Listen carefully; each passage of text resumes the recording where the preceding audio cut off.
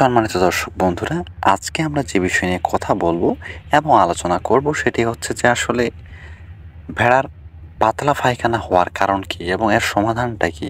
কী কারণে ভেড়ার পাতলা পায়খানা হয় এবং এটি আমরা কীভাবে সমাধান করতে পারবো? বেশ কয়েকটি কারণে ভেড়ার পাতলা পায়খানা হয়ে থাকে।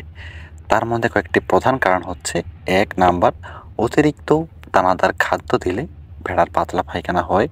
২ অতিরিক্ত কৃমি হলে ভেড়ার পাতলা পায়খানা হয়। ৩ পশু পাখির পায়খানা খেয়ে ফেললে পাতলা পায়খানা হয়। পশু পাখির পায়খানা কীভাবে খাবে? আমাদের দেশে অনেকগুলো পাখি আছে। পাখিগুলো ঘাসের উপর বসে খাবার খোঁজে, খাবার খায় এবং ঘাসের মধ্যে তারা পায়খানা করে দেয়।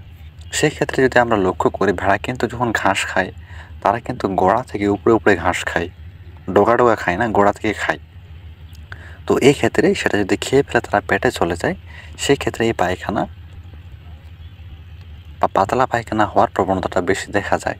তো এগুলো কারণে সচরাচর দেখা যায় এবং তার পাশাপাশি হচ্ছে যেটা বললাম আমি, কি বলে? অতিরিক্ত দানাদার খাদ্য। আমরা পরিমাণ মতো দানাদার খাদ্য খাওয়াবো, অতিরিক্ত দানাদার কখনো খাদ্য দিব না এবং অতিরিক্ত দানাদার খাদ্য দিলে সেখান থেকেই কৃমি হবে এবং কৃমি থেকে এই যে পাতলা পায়খানাটা হবে। তো অবশ্যই ভেড়ার অংশভেদে এবং শরীর ওজন ভেদে তাদেরকে কৃমির ডোজ দিতে হবে এবং কৃমির ডোজ দেওয়ার পরে ২-১ দিন তারা পাতলা পায়খানা করতে পারে এবং তারপর আস্তে, আস্তে হয়তো সেটা ঠিক হয়ে যাবে এবং বডি ওজন ভেদে তাদেরকে সঠিক পরিমাণে কৃমির ট্যাবলেট দিতে হবে। কোন ভেড়া কত বড়, কতটুকু ওজন সেই পরিমাণ অনুসারে বা একটা ট্যাবলেটের অর্ধেক একটা ভেড়া খাওয়ালেন, আরেকটা অর্ধেকটা আরেকটা ভেড়া খাওয়ালেন, এভাবে খাওয়াতে পারেন। আর বাচ্চার জন্য অবশ্যই আপনি ডাক্তারের পরামর্শ নিতে পারেন যে এদের কীভাবে খাওয়াবো আমি। এবং তারপর এই যে পশু পাখির পায়খানা খেয়ে ফেলে এক্ষেত্রে কী করবেন? এক্ষেত্রে আপনারা যদি পারেন স্যালাইন পানি খাওয়াবেন। এটি অনেক কার্যকর এবং উপকারিতা বটে স্যালাইন পানি।